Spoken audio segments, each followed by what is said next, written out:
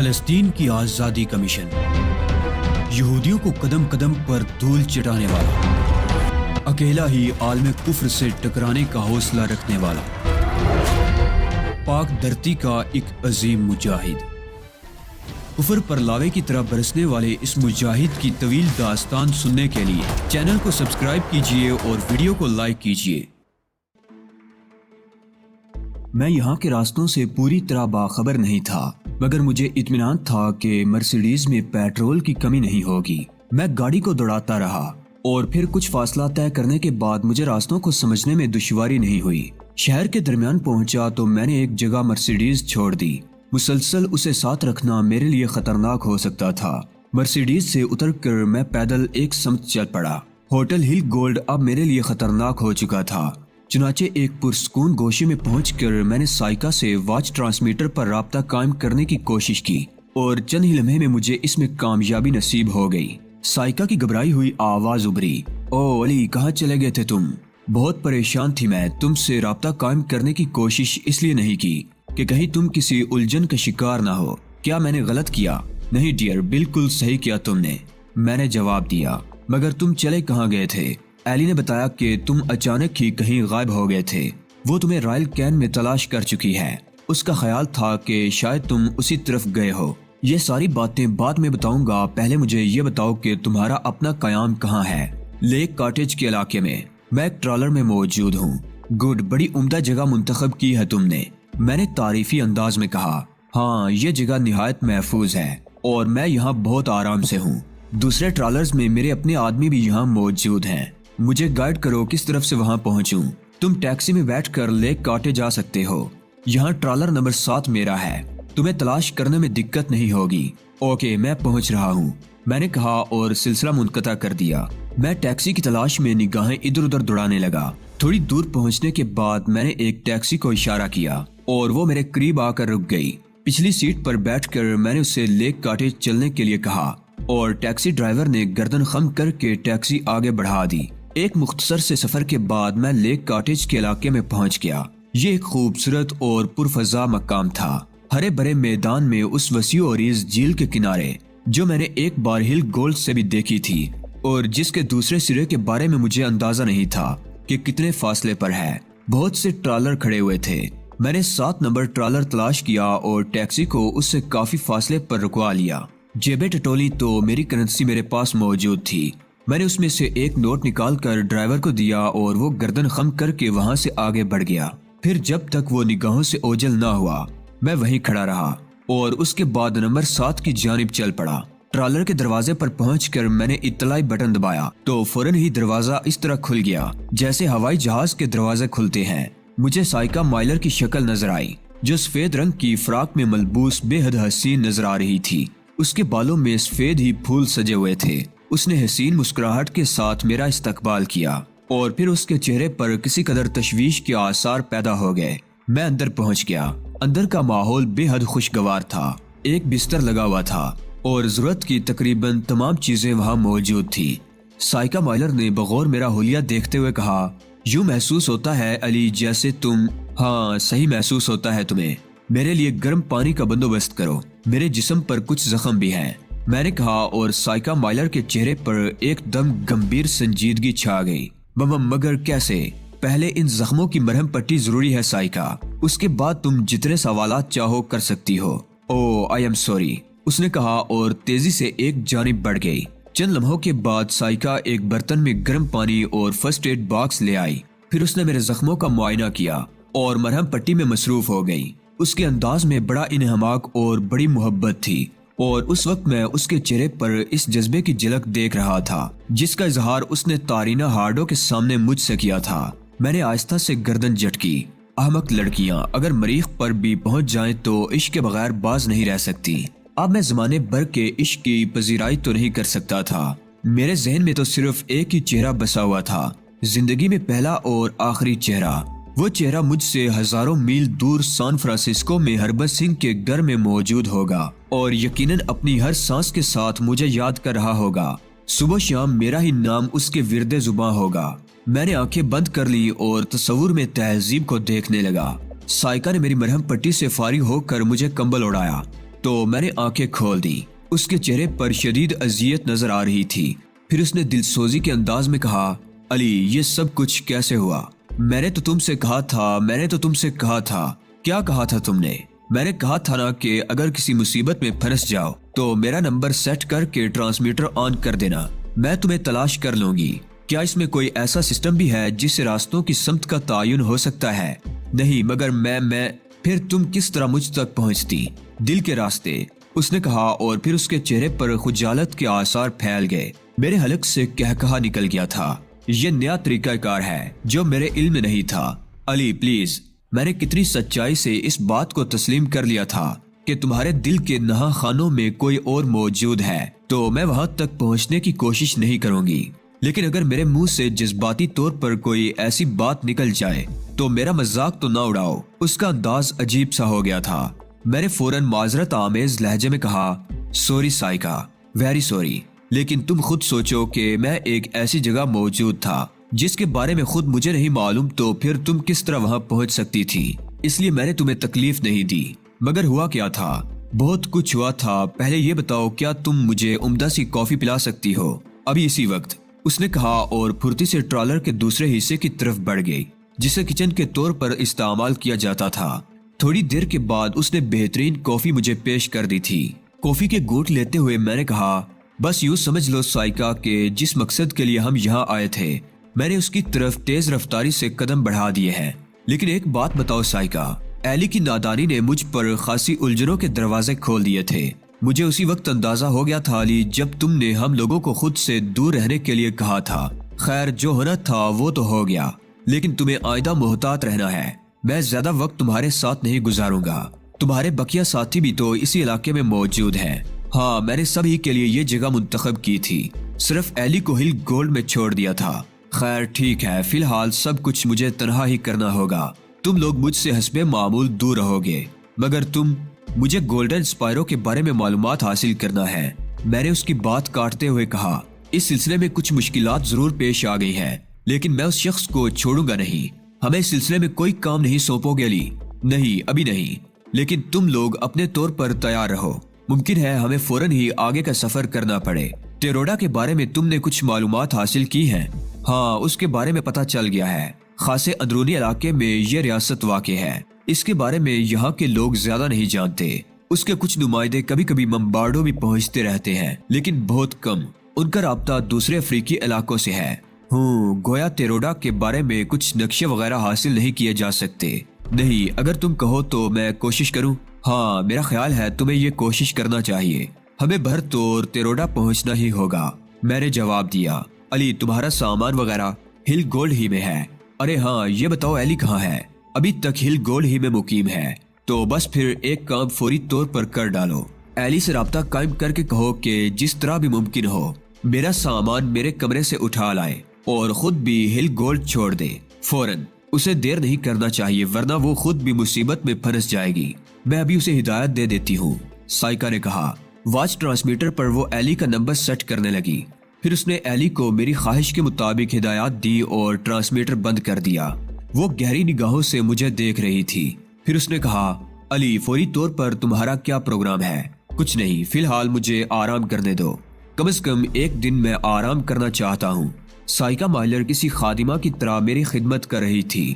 تقریباً 24 گھنٹے میں اس کے ساتھ گزار چکا تھا۔ وہ میری خدمت کر کے کافی خوشی محسوس کرتی تھی۔ دوسرے دن میں نے سائکا مائلر سے میک اپ کے سامان کے بارے میں پوچھا تو اس نے ایک بڑا سا بریف کیس نکال کر میرے سامنے رکھ دیا۔ جہاں تک مجھ سے بن پڑا ہے علی، میں نے ضروریات کی تمام چیزیں اپنے ساتھ رکھی ہیں۔ پتہ نہیں تمہیں کب کس چیز کی ضرورت پیش آ جائے، اس نے کہا۔ میں نے بریف کیس کھول کر دیکھا تو میری آنکھیں مسرت سے چمک اٹھی۔ تمہاری اس کاوش کو میں نظر انداز نہیں کر سکتا، بلا شبہ اس کی سخت ضرورت تھی، میں نے تحسین آمیز لہجے میں کہا اور وہ کھل اٹھی۔ حاضر ہے، سائکا نے کہا۔ میں نے میک اپ کا سامان نکال کر اپنے چہرے پر میک اپ شروع کر دیا۔ میں نے ایک خاص کیفیت کو ذہن میں رکھا تھا اور اس قسم کے خد و خال ترتیب دیے تھے جن کی وجہ سے میں ایک ہوشیار سپورٹس مین قسم کا آدمی لگوں۔ سائکا مائلر خاموشی سے مجھے میک اپ کرتے دیکھتی رہی تھی۔ پھر اس نے میرا کام ختم ہونے کے بعد کہا، بہترین میک اپ کیا ہے تم نے علی، اس میک اپ میں کوئی بھی تمہیں نہیں پہچان سکتا۔ شکریہ سائکا، آج میں اپنی مہم پر نکلوں گا۔ تم یہاں سے روانگی کے لیے تیاریاں کر لو، ہمیں افریقہ کے اندرونی علاقے کا سفر کرنا پڑے گا۔ ہاں، اگر ممکن ہو سکے تو آج باہر نکل کر ٹیروڈا کے بارے میں جس قدر معلومات حاصل کر سکتی ہو کر لو۔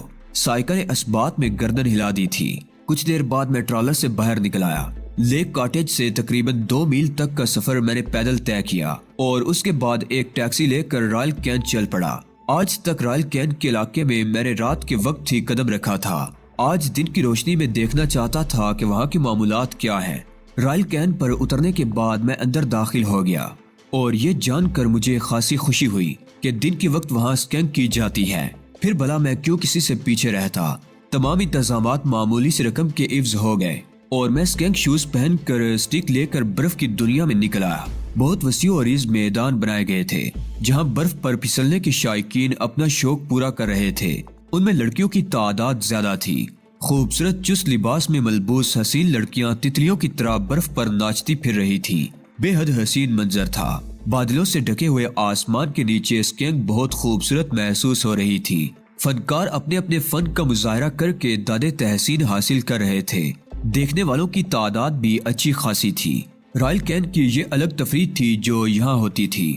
میں برف پر دیر تک پھسلتا رہا اور پھر 3 گھنٹے گزارنے کے بعد واپس رائل کلب چلا گیا۔ رائل کین کے ہال میں بیٹھ کر میں نے اپنے لیے مشروب طلب کر لیا اور اس کے سیپ لیتا رہا۔ میری نگاہ کسی ایسے ساتھی کی تلاش میں تھی جس کے ذریعے میں گولڈن کے بارے میں معلومات حاصل کر سکوں۔ تھوڑی ہی دیر کے بعد ایک خوبصورت سی لڑکی جو مقامی ہی معلوم ہوتی تھی مجھ سے کچھ فاصلے پر ایک میز پر آ بیٹھی۔ اسکین کرتے ہوئے میں اسے دیکھ چکا تھا۔ مقامی تھی لیکن شاید 2 قوموں کا امتزاج۔ اس کا رنگ تو سیاہ تھا لیکن خد و خال بہت تیکھے تھے۔ لڑکی نے اپنے لیے ایک مشروب منگوایا اور اس کے چھوٹے چھوٹے سپ لینے لگی۔ میں نے 2-3 بار اس کی طرف دیکھا تو وہ میری طرف متوجہ ہو گئی اور پھر جب آخری بار میں نے اسے دیکھا تو وہ مسکرا دی اور اپنے مشروب کا گلاس لیے ہوئے میری میز کے قریب آ گئی۔ میں نے محسوس کیا ہے کہ تم کئی بار مجھے دیکھ چکے ہو، وہ بولی۔ ہاں، اس کی وجہ ہے، میں نے بے تکلفی سے جواب دیا۔ کیا؟ ابھی تھوڑی دیر پہلے میں اسکین گراؤنڈ میں تھا اور وہاں 2-3 بار تم میرے نزدیک سے گزری تھی۔ اب میں یہ کہہ سکتا ہوں کہ تم آج کے اسکین میں سب سے نمایاں حیثیت کی حامل تھی۔ میں بذات خود بہت اچھی اسکین نہیں کرتا لیکن کم از کم اسکین کے فن کو جانچ ضرور سکتا ہوں۔ میں نے تمہیں بہترین اسکین کرتے ہوئے دیکھا تھا اور اس وقت میرے دل میں خواہش پیدا ہوئی تھی کہ تم سے تعارف حاصل کر سکوں۔ لڑکی کے چہرے پر خوشی کے آثار نظر آنے لگے۔ پھر اس نے کہا، میں اسکین کے کئی مقابلے جیت چکی ہوں۔ میرا بھی یہی اندازہ تھا اور میرا خیال ہے شاید رائل کین میں تم سے بہتر اسکین کرنے والا کوئی نہیں ہوگا۔ اب ایسی بات بھی نہیں ہے، یہاں بڑے بڑے ماہر لوگ آتے ہیں اور اپنے فن کا مظاہرہ کرتے ہیں۔ پرسوں 17 تاریخ ہے اور یہ دن یہاں اسکین ڈے کی حیثیت سے منایا جاتا ہے۔ اچھا، میرے علم میں یہ بات نہیں تھی، میں نے جواب دیا۔ میں بھی پرسوں کے پروگرام میں حصہ لوں گی، اس دن بہترین مظاہرے ہوتے ہیں۔ تمہارا نام کیا ہے؟ ٹونی اسپارکو، میں نے جواب دیا۔ اگر ممکن ہو سکے ٹونی تو پرسوں تم یہاں ضرور آنا۔ تمہارا نام میں نہیں جان سکا۔ میریٹا، میرا نام میریٹا گراہم ہے، جنوبی افریقہ سے تعلق رکھتی ہوں۔ 7 سال سے جریکا میں آباد ہوں، اکثر ممبارڈو آتی رہتی ہوں۔ تم سے مل کر بے حد مسرت ہوئی، میں نے جواب دیا۔ میریٹا کافی دیر تک میرے ساتھ رہی اور میں اس سے رائل کین کے بارے میں معلومات حاصل کرتا رہا۔ 17 تاریخ کے پروگرام کے بارے میں معلومات حاصل کر کے مجھے خوشی ہوئی تھی۔ واقعی یہ دن میرے لیے کارآمد دن ہو سکتا تھا۔ میں شام 5:30 بجے تک وہاں رہا۔ اس دوران میریٹا میرے ساتھ رہی تھی اور جیسا کہ میرا اندازہ تھا وہ دنیا کی بہت ساری بندشوں سے آزاد لڑکی تھی، ہر قسم کی تفریحات میں حصہ لینے کی عادی۔ اس نے بتایا کہ وہ ہوٹل کراؤن میں مقیم ہے اور میں اگر چاہوں تو رات کا کھانا اس کے ساتھ کھا سکتا ہوں۔ میں نے اسے بتایا کہ میں پچھلے کئی سال سے رات کا کھانا ہی نہیں کھا رہا کیونکہ میں جانتا تھا کہ رات کے کھانے کی یہ دعوت میرے لیے کسی قدر خطرناک ہو سکتی ہے۔ دوسرا دن میں نے ٹرالر ہی میں گزارا۔ سائیکا حسب معمول میرے ساتھ تھی۔ تیسرے دن البتہ دوپہر کو میں تیار ہو کر باہر نکل آیا اور اس کے بعد میں نے رائل کین کا رخ کیا۔ میریٹا رائل کین میں مجھے منتظر ملی۔ اس نے شکایت آمیز لہجے میں کہا، تم نے تو میری طرف رخ ہی نہیں کیا، حالانکہ میں تمہیں اپنا پتہ بتا چکی تھی۔ تمہارا اپنا قیام کہاں ہے؟ گولڈ ہل میں، میں نے فوراً ہی جواب دیا۔ تو ٹھیک ہے، اب اگر تم نہ آئے تو میں تم سے وہی ملاقات کر لوں گی۔ آج کا مقابلہ دیکھنے چلو گے؟ کیا کسی کے درمیان مقابلہ ہو رہا ہے؟ سب ایک دوسرے سے مقابلہ کرتے ہیں، ہر شخص اپنے فن کا لوہا منوانا چاہتا ہے۔ ویسے مسٹر گولڈن جو اس کلب کے مالک بھی ہیں، بذات خود بھی اس گینگ کے بہت بڑے ماہر ہیں، اور وہ خود بھی آج کے مقابلے میں حصہ لے رہے ہیں۔ میں نے دل ہی دل میں مسرت محسوس کی تھی، مسٹر گولڈن بھی اس مقابلے میں حصہ لے رہے ہیں۔ میں نے سوچا اور پھر پرخیال انداز میں گردن ہلانے لگا۔ تقریباً 2:30 بجے ہم رائل کین کے اسکینگ فیلڈ میں آ گئے۔ بے شمار افراد یہاں اسکینگ کر رہے تھے۔ تحت نگاہ بکھری ہوئی برف پر انسانی ہیولے منتشر نظر آ رہے تھے۔ میری اور میریٹا نے خود بھی اسکینگ کے لیے شوز وغیرہ پہنے اور اس کے بعد ماسک لگا کر آگے بڑھ گئے۔ میں اندازہ لگانا چاہتا تھا کہ مسٹر گولڈن کس سمت ہے۔ میریٹا کو میں نے اس دوران ساتھ ہی رکھا تھا۔ دفعتاً میریٹا نے خود ہی کہا، تم دیکھ رہے ہو مسٹر اسپارکو؟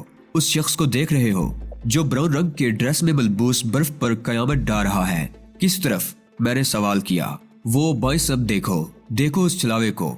یقیناً مسٹر گولڈن بہترین اسکینگ کرتے ہیں۔ وہ مسٹر گولڈن ہے؟ ہاں، وہ اسی لباس میں ہوتے ہیں، وہ مسٹر گولڈن ہی ہے، میریٹا نے جواب دیا، اور اس کے بعد میں گولڈن کی طاق میں لگ گیا۔ میریٹا اسکینگ کرتی ہوئی جب ایک برفانی تودے کو پار کر کے دوسری جانب گئی تو میں نے وہاں سے رخ تبدیل کر دیا۔ اس سلسلے میں نے کچھ انتظامات کر رکھے تھے۔ تھوڑی دور جانے کے بعد میں نے اپنے بدن پر سفید رنگ کی وہ خصوصی جیکٹ پہن لی جس میں پستول وغیرہ موجود تھا، اور جسے پہننے کے بعد میں میریٹا کی نگاہوں سے بھی محفوظ ہو گیا تھا۔ وہ مجھے میرے اپنے لباس میں تلاش کرتی۔ براؤن ڈریس والا شخص میری توجہ کا مرکز تھا۔ وہ بلا شبہ بہت ہی پھرتیلا فنکار تھا اور برف پر پھسلتے ہوئے بہت دور دور تک جا رہا تھا۔ میں اس کا تھوڑے فاصلے سے تعاقب کرنے لگا اور پھر کچھ دیر کے بعد میں اس کے قریب پہنچ گیا۔ میں اسکینگ کے فن میں بہت زیادہ ماہر نہیں تھا، لیکن اس وقت صورتحال دوسری تھی۔ میں مسٹر گولڈن کو غصہ دلانا چاہتا تھا، چنانچہ 2-3 بار میں نے اس کا راستہ کاٹا اور مسٹر گولڈن کی کیفیت میں نمایاں تبدیلیاں پیدا ہو گئی۔ ایک مرتبہ میں نے اس طرح مسٹر گولڈن کا راستہ کاٹا کہ وہ اوندے منہ برف پر گرتے گرتے بچے۔ انہوں نے اسٹک ٹکا کر اپنے آپ کو گرنے سے روکا تھا۔ میں کافی دور نکل آیا۔ مسٹر گولڈن اب میرے پیچھے چل پڑے تھے۔ میں نے یہ بات محسوس کر کے اطمینان کی گہری سانس لی اور پھر اسکینگ فیلڈ کے ایک ایسے حصے کی جانب جانے لگا دوسرے لوگ جس کا رخ نہیں کر رہے تھے۔ مسٹر گولڈن کا پارا چڑھ چکا تھا کیونکہ 2-3 بار میں نے انہیں گرانے کی کوشش کی تھی۔ ان کی شخصیت یہاں ایسی محترم تھی کہ شاید ہی کوئی دوسرا انہیں اس طرح راستہ کاٹ کر گرانے کی جرات کر سکتا۔ چنانچہ وہ مجھے سزا دینے پر تل گئے تھے اور میرے پیچھے لگے لگے بہت دور نکل آئے تھے۔ مسٹر گولڈن نے ایک بہترین چال چلتے ہوئے بالآخر میرا راستہ روکا اور میں اپنے آپ کو سنبھال نہ سکا، لیکن میں نے اس طرح رخ تبدیل کیا کہ مسٹر گولڈن پر ہی آ رہا اور انہیں لپیٹ میں لیتا ہوا دور تک پھسلتا چلا گیا۔ مسٹر گولڈن نے کھڑے ہونے کے بعد اپنے چہرے سے ماسک اتار دیا اور پھر وہ نیچے جھک کر پیروں سے اسکینگ شوز کھولنے لگے۔ اسکینگ شوز کھولنے کے بعد انہوں نے میری طرف قدم بڑھائے اور پوری قوت سے چھڑی سے مجھ پر وار کر دیا۔ وہ بری طرح طیش میں آ گئے تھے، لیکن میں اس کے لیے تیار تھا۔ میں نے اطمینان سے مسٹر گولڈن کا وار خالی دیا اور اپنے چہرے سے ماسک اتار دی۔ او مسٹر پلیز، شاید آپ کو کوئی غلط فہمی ہو گئی ہے، میں نے بوکھلائے ہوئے انداز میں کہا۔ ان کا چہرہ لال ہو رہا تھا۔ انہوں نے آگے بڑھ کر پھر چھڑی سے مجھ پر وار کیا اور میں نے ایک بار پھر ان کا وار خالی دیا۔ دیکھیے جناب، میں بھی ایک معزز آدمی ہوں، یہ کیا بدتمیزی ہے، میں نے بوکھلائے ہوئے انداز میں کہا اور آگے بڑھ کر مسٹر گولڈن کی چھڑی پکڑ لی۔ مسٹر گولڈن نے پوری قوت سے دوسرے ہاتھ کا گوسہ میرے منہ پر مارا، جسے میں نے اپنی کلائی پر روک کر ایک الٹا ہاتھ ان کے منہ پر جڑ دیا۔ یہ ہاتھ مسٹر گولڈن کے لیے اور زیادہ طیش کا باعث ثابت ہوا۔ وہ دیوانہ وار چھڑی لے کر مجھ پر ٹوٹ پڑے۔ ان کے منہ سے عجیب آوازیں نکل رہی تھی۔ میں تجھے زندہ نہیں چھوڑوں گا کتے، میں تجھے کتے ہی کی موت ماروں گا۔ میں نے انہیں اس عالم میں دیکھا تو پھرتی سے اوپر کی طرف اسکینگ کرتا ہوا بڑھا۔ مسٹر گولڈن چونکہ اپنے شوز اتار چکے تھے، اس لیے تیز رفتاری سے میرا تعاقب نہ کر سکے۔ میں بلندی پر پہنچنے کے بعد کنارے پر بیٹھ گیا اور اپنے اسکینگ شوز کھول کر ایک طرف پھینک دیے۔ اس کے بعد میں اوپر چڑھ کر ہموار جگہ پر آ گیا۔ جیسا کہ میرا اندازہ تھا، مسٹر گولڈن نے یہاں بھی میرا پیچھا نہیں چھوڑا تھا۔ اوپر آنے کے بعد وہ پھر دیوانوں کی طرح میری طرف لپکے اور میں نے ایک سمت دوڑ لگا دی۔ سامنے ہی مجھے چیڑ کے چند درخت نظر آ رہے تھے۔ مسٹر گولڈن برابر میرا تعاقب کر رہے تھے۔